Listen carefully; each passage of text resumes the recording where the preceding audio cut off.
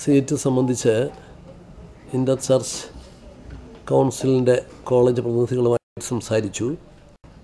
അവരുടെ നിലപാട് കഴിഞ്ഞ പ്രാവശ്യത്തെ സ്റ്റാറ്റസ് കോ അതേപടി നിർത്താം. അടുത്ത വർഷം ഗവൺമെൻറ്റിനോട് സഹകരിക്കാം. ഇത് കഴിഞ്ഞ ദിവസത്തെ ചർച്ചയിലും ഏതാണ്ട് ഇതിന് തുല്യമായ ഒരു സമീപനമാണ് അവരെടുത്തിരുന്നത്. അതാണ് ഗവൺമെൻറ്റിന് സ്വീകാര്യമല്ലാതെ വന്നത്. ഇന്ന് അവർ പറഞ്ഞത്, ഞങ്ങളെന്ന് പറഞ്ഞു അഡ്മിഷനായി, അതുകൊണ്ട് ഞങ്ങൾക്കൊരു നിവൃത്തിയില്ലെന്ന് പറഞ്ഞപ്പോൾ ഞങ്ങൾ പറഞ്ഞത്, നിങ്ങൾ അഡ്മിഷനായത് അവിടെ നിൽക്കട്ടെ, അഡ്മിഷനാകാത്ത സീറ്റുകൾ ഗവൺമെൻറ് തരണം, ഗവൺമെൻറ് പറയുന്ന ലിസ്റ്റിൽ നിന്ന് എടുക്കണം.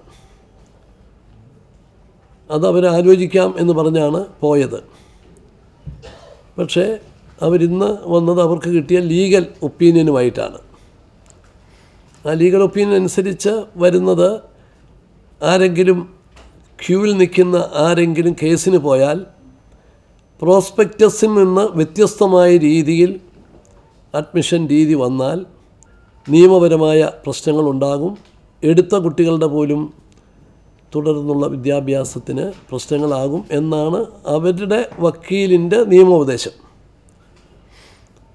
അതിൻ്റെ ഒരു കോപ്പി ഞങ്ങൾ മേടിച്ചിട്ടുണ്ട്. അത് അഡ്വക്കേറ്റ് ജനറലിനും എൻട്രൻസ് എക്സാമിനേഷൻ കമ്മീഷണർക്കും ഞങ്ങൾ അവരുടെ കമൻസ് മേടിക്കും. അതുകൂടെ കിട്ടിയതിന് ശേഷം തിങ്കളാഴ്ച വീണ്ടും ചർച്ച ചെയ്യാം എന്നുള്ളതാണ് പറഞ്ഞിട്ടുള്ളത്.